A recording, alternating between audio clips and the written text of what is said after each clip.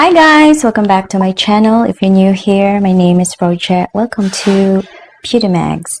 In today's video, we are going to review a product that I just recently used on my face. It's from Belo again. So the product that I am trying to give you some inputs is this product from Belo. This is the Acne Pro. It's a pimple gel. I have a huge like big acne here. I even have a scar here left from a previous product, a very big huge acne mark. I got this from a allergic reaction to a product. It was a bar soap that I wasn't really well, my skin wasn't happy about it, so that's what happened. I got it here. It was huge.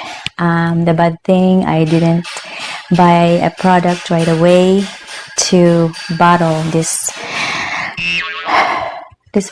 here. Okay, so I don't know if you can see it, but I will insert a clip here so you would see how huge and how bad my acne mark is. So if you're interested, please keep on watching. Anyway, so this is a pimple gel, okay, and this is oil-free, fragrance-free, non-comedogenic, hypoallergenic, and dermatologist tested. And for the weight, it is about, I think it's about 10 grams over here. And for the price, it is 172 pesos. I bought it in Watson's. Okay, Watson's. Mahilig tayo sa Watson's. Target is pimple, acne. Okay, and that's it. So I use it. I will insert a clip here. I will tell you how I use it.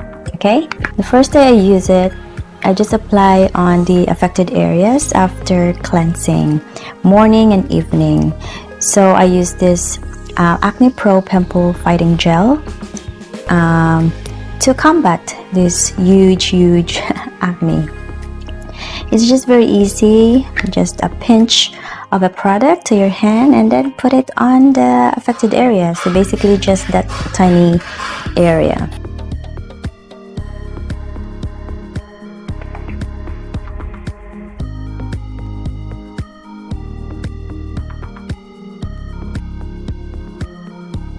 Okay, and for the claims here, I will read it through in the back.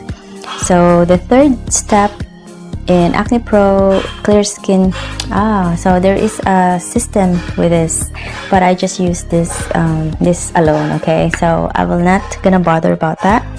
So it says here, the clear pimple gel helps dry up pimples fast, lighten blemishes, and calm inflammation, leaving skin smoother and pimple free. So infused with purified bee venom, clinically proven to help eliminate mild to moderate acne. And so yeah, and what it says here, like oil-free and stuff, is also here in the front. Ano ba ang mga changes? So let's see if I can read the ingredients.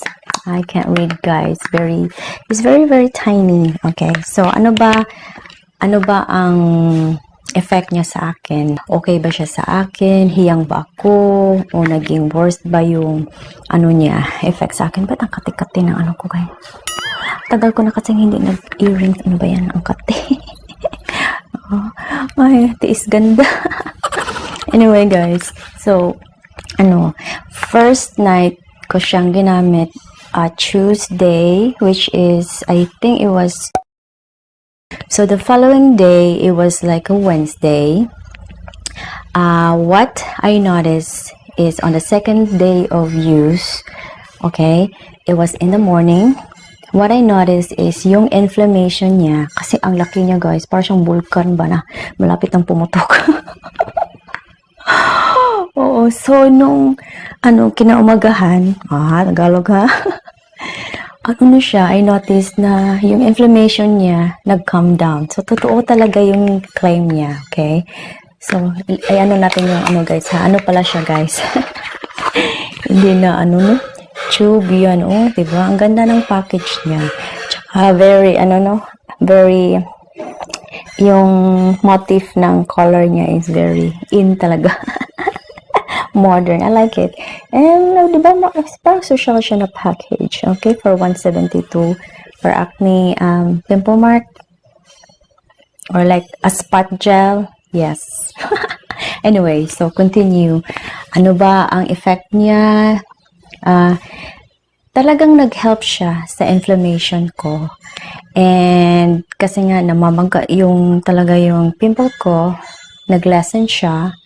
Tsaka parang like 50% ng pamamaga. So na-amazed ako guys, na-amazed. Yung pagka-drying niya, sabi nga dito, the dry up the pimples. Hindi pa. Sorry, hindi pa. Siguro mga on the second night, third application. Yun na notice ko at night, parang na siya, nag-dry up na yung inside niya. Okay? So, that's a good thing. Diba?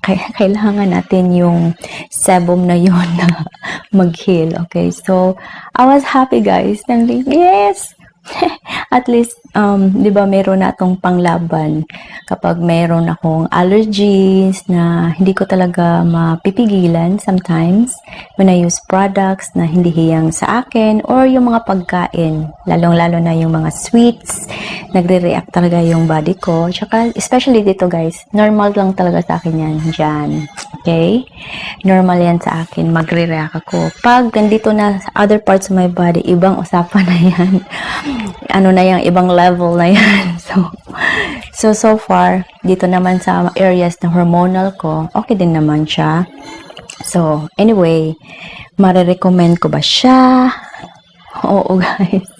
What I can recommend of using this is on the time that you feel that you have like a coming out pimple, kasi di ba ma-feel mo naman yun na ay parang nag-react yung face ko, I have something red underneath.